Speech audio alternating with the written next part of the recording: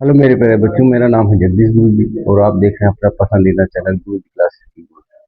बच्चों, वास्तविक संख्याओं का चैप्टर चल रहा है, चैप्टर वन कक्षा 10 का। और बहुत ही जबरदस्त ये चैप्टर है और हमने सब कुछ आपको पढ़ा दिया है। अगर आप वीडियो नहीं देखें तो डिस्क्रिप्शन में लिंक दिया है और आप जो है देख लीजिए।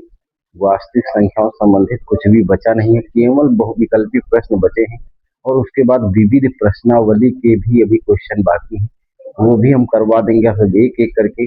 और एक एक क्वेश्चन हम आपको करवा रहे हैं, बोर्ड पे सब एक एक करके समझा रहे हैं, सब कुछ आपको समझ में आ जाएगा और आपके नंबर बढ़िया आ जाएंगे। तो चैनल को सब्सक्राइब करिए और वीडियो को लाइक करिए, एक प्यारा सा कमेंट करिए और जो है कुल मिला जो है चलिए क्वेश्चनों को देखते हैं।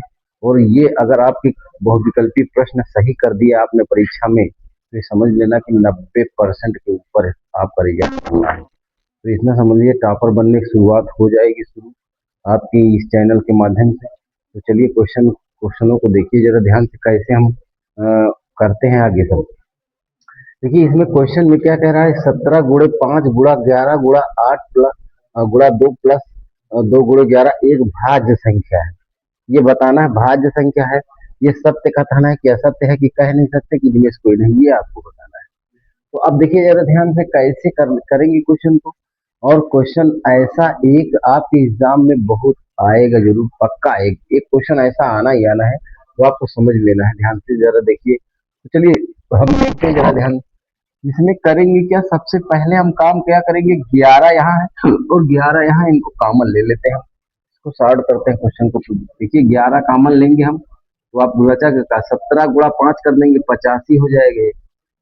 और 11 की जगह कुछ होना नहीं है और 8 दुना 16, 8 दुना 16 हो जाएगा। और यहाँ पे आपका 2 गुणा प्लस क्या हो जाएगा, 2 गुणा 1, यानी एक आपका किसकी जगह हो जाएगा, 11 की जगह हो जाएगा। अब देखिए जरा ध्यान से, 16 का 85 से गुणा करेंगे, उसमें 2 जोड़ देंगे। अभी खुद ही संख्या पता चल जाएगी कि भाज्य संख्या की अभाज्य संख्या सब एकदम क्लियर हो जाएगी। 16 के नीचे 80 की जीरो होता है और 16 अट्ठे 96। अब 85 गुणा 16 यहाँ कर लेते हैं तो 85, 16 पंचे 80 की जीरो हासिल 8 और 16 85 के 16 पंचे 80 जीरो और 16 और 8 छंग 48 की 8 और 8 के 8 4 12 128। तो 16 अट्ठे 128 होता है और उसके बाद 5 इसमें जोड़ देंगे तो कितना आएगा, 8 5 11 और ये 3 133, यानी 133, यानी 133 में आप कितना जोड़ेंगे, 2। इसको तो यहाँ पे कितना आ जाएगा, 13 और ये 3 1 3 और उसके बाद 2 और उसको अब गुणा 11 से कर देंगे, 11 से गुणा कर देने हैं इसको। जरा देखिए 3 3 2 गुणा 11 करेंगे, 11 दूना 22 हासिल लाया, 2 आपका 11 33 और 33 में 2 हासिल जोड़ेंगे 35 आ जाएगा। 35 5 हासिल 3 और 11 33 और 33 में फिर 3 आप जोड़ेंगे तो हो जाएगा 36 की 6 और 11 के 11 और 11 3 14। आपको खुद समझना होगा कि ये एक भाज्य संख्या है, यानी ये आपका पहला कथन सत्य है, एकदम भाज्य संख्या है। यहाँ पे लिख देंगे कि भाज्य संख्या है, यानी कि ये संख्या है। इंपॉर्टेंट क्वेश्चन था, बहुत बार परीक्षा में पूछा गया, ये हो गया आपका। तो ये सत्य है, यानी 14,652 जो संख्या निकली भाज्य संख्या है। अब भाज्य संख्या होती क्या है, जो अन्य संख्याओं से कट जाए या 2 से कट जाए वो भाज्य संख्या होती है। अभाज्य संख्या वो होती है जो अपनी संख्या से कटती है, जो 2 से न कटे। ठीक, तो चलिए अब आगे देखिए, यहाँ पे क्या है, दी गई संख्याओं में अभाज्य संख्या होगी। हमने आपको बताया ना कि अभाज्य संख्या वे होती है जो केवल अपने से कटती है और किसी से नहीं कटती। यहाँ पर देखिए जरा सी, यहाँ पे सी क्या है आपकी, दो जो है आपको देखिए एक एक प्राकृतिक संख्या है, ये आपको ध्यान देना है। एक प्राकृतिक संख्या या इसको प्राकृत संख्या भी बोलते हैं।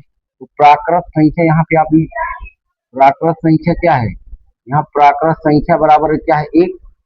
और ये जीरो क्या है, पूर्ण संख्या है। जीरो क्या है, पूर्ण संख्या है। ये आपको ध्यान रखना क्योंकि एक और जीरो में हमेशा कंफ्यूजन होता है परीक्षा में। तो एक प्राकृत संख्या है, अभाज्य संख्या नहीं है, और जीरो पूर्ण संख्या है, सबसे छोटी पूर्ण संख्या है, ये आपको ध्यान रखना है। और दो क्या है, अभाज्य संख्या है। सबसे छोटी अभाज्य संख्या भी दो है, तो यहाँ लिखेंगे सबसे छोटी अभाज्य संख्या, सबसे छोटी अभाज्य संख्या दो है। सबसे छोटी अभाज्य संख्या, अभाज्य संख्या आपकी क्या है, दो है। ये आपको ध्यान रखना, क्योंकि हमेशा जो है ये क्वेश्चन आता ही है। और सबसे छोटी अभाज्य संख्या आपको ध्यान रखनी है, प्राकृत संख्या एक और पूर्ण संख्या की, तो इतना समझना। इसमें से एक आध क्वेश्चन पूछ लिया जाता है इससे। चलिए अगला क्वेश्चन देखिए जरा। संख्या 156 का अभाज्य गुणनखंड होगा, तो 156 के अभाज्य गुणनखंड कर लेते हैं, एकदम सरल क्वेश्चन है, कोई दिक्कत नहीं। तो 156 के खंड कर लिया जाए तो देखिए, दो से काटेंगे तो दो सत्ते कितना आएगा, 2 से 14, 2 8 16, और उसके बाद 2 से 2 3 6, 2 9 18, फिर 3 से डिवाइड करेंगे, 3 के 3, 3 तिरक का 9, और फिर आप करेंगे 13 से। तो इसके देखिए 13 से 1 आ गया, तो यहाँ करेंगे क्या, 2 की पावर 2, दो दो बार है तो 2 की पावर 2 हो गया, और ये 3 और गुणा 13। तो यहाँ पे आप देखिए टोटल, अब जिस ऑप्शन में आपका मिल जाए वो हो गया, तो देखिए आपका बी ऑप्शन सही हो जा रहा है, यानी बी ऑप्शन आपका राइट है, यानी 2 की पावर 2 और गुणे 3 गुणे 13, यही आपका सही हो जाएगा जो है। तो जबरदस्त क्वेश्चन है ये, तो वीडियो को लाइक करिए, प्यारा सा कमेंट करिए, और चैनल को सब्सक्राइब कर लीजिए, क्योंकि जो है हम आपको पूरी मैथ के क्वेश्चन तो करवाएंगे ही करवाएंगे, बशर्ते इस चैनल पे जो है हिंदी के भी और सामाजिक विज्ञान, इंग्लिश, साइंस के भी अभी वीडियो अपलोड होना है। थोड़ा सा थोड़े दिन बाद अभी गेहूं कट रहे हैं, तो इसलिए ऐसा नहीं हो पा रहा है, उसके बाद से धीरे धीरे सारी चीजें होने लगेंगी। तो चलिए चलते हैं, आप देखिए जरा।